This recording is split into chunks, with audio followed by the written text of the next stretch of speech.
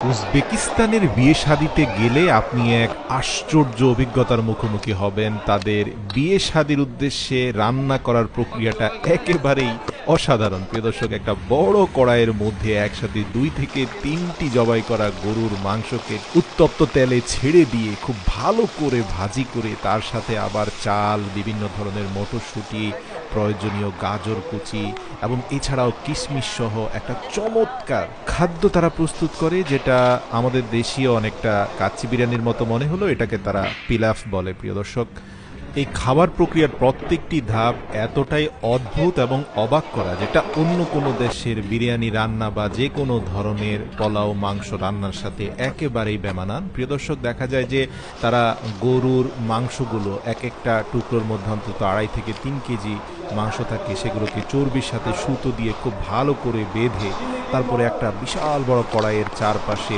তেল ঢালা শুরু করে দেয়। উত্তপ্ত তেলের মধ্যে সে গরুর টুকরোগুলোকে ছেড়ে দেয়। খুব ভালোভাবে ভেজে নেওয়ার পর সেখানে তারা ইয়েলো ক্যারট, অর্থাৎ এটা এক ধরনের গাজর যেটার গায়ের রং লাল নয়, কিছুটা হলুদ বর্ণের, সেগুলোকে কুচি কুচি করে ছেড়ে দেয়।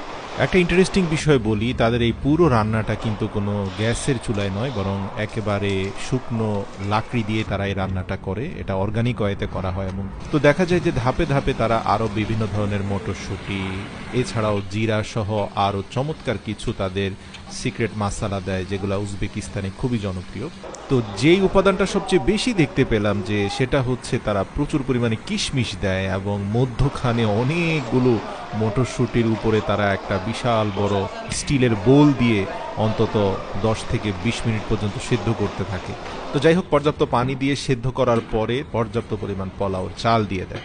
এছাড়াও লবণ সহ আরও অন্যান্য মশলা দিয়ে চারপাশে খুব ভালো করে তারা যেই ঢাকনাগুলো দিয়ে দেয়। প্রিয় দর্শক, তো এত বড় একটা পাতিলের মধ্যে রান্না করে, এটা পুরোটার জন্য কোনো ঢাকনা নেই। খুব অদ্ভুতভাবে দেখা যায় যে ছোট ছোট স্টেনলেস স্টিলের ঢাকনাকে চারপাশে ছড়িয়ে ছিটিয়ে দিচ্ছে, মধ্যখানে আবার আরেকটা দিচ্ছে। আপনারা জানেন যে উজবেকিস্তানে প্রচুর পরিমাণে ডালিম বা বেদানা পাওয়া যায় এবং এই বেদানাগুলোকে তারা তাদের একটা ঐতিহ্যবাহী কম্প্রেসর মেশিন আছে, সেটা দিয়ে খুব চমৎকারভাবে এই বেদানাগুলো জুস বের করা হয় এবং বিয়েতে আসা অতিথিদের প্রত্যেককে 1 গ্লাস করে বেদানার ফ্রেশ জুস দেওয়া হয়। একদিকে বেদানার জুস যখন বানাচ্ছে, অন্যদিকে যারা পিলাফের পোলাও বানাচ্ছে তারাও কিন্তু কিছুক্ষণ পর পর পোলাওগুলোকে ডানে বামে নেড়ে চেড়ে সেগুলো যেন নিচের অংশ যেগুলো সিদ্ধ হয়ে গেছে সেগুলোকে উপরে নিয়ে আসা, উপরে যেগুলো এখনো চাল রয়ে আছে সেগুলো যেন নিচে গিয়ে ভালোভাবে সিদ্ধ হতে পারে সেদিকে লক্ষ্য রাখা।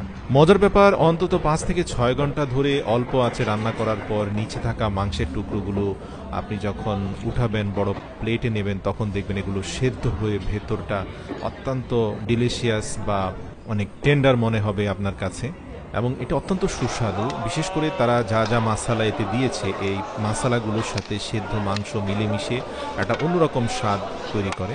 তো এই পিলাফের সাথে থাকা মাংসগুলো তো আছে, এছাড়াও পাশাপাশি সুতা দিয়ে বেঁধে রাখা মাংসগুলো সহ সবগুলো মাংসকে টুকরো টুকরো করা হয় চাপাতি দিয়ে, এবং সেই টুকরোগুলোর সাথে মূলত পিলাফের পোলাওগুলোকে মিক্স করা হয়। সাথে পেঁয়াজ থাকে, সেদ্ধ ডিম থাকে। সোজা কথা, সব মিলিয়ে যখন পূর্ণাঙ্গ খাবারটা প্রস্তুত হয়, 1 গ্লাস বেদানা জুসের সাথে যখন আপনাকে খাবারটা পরিবেশন করা হবে, প্রতিটা প্লেটে সাজানো খাবারের দিকে তাকালে আসলে জিভে জল এসে যাওয়ার মতো একটা দৃশ্য, এবং এটা খেতেও বেশ সুস্বাদু।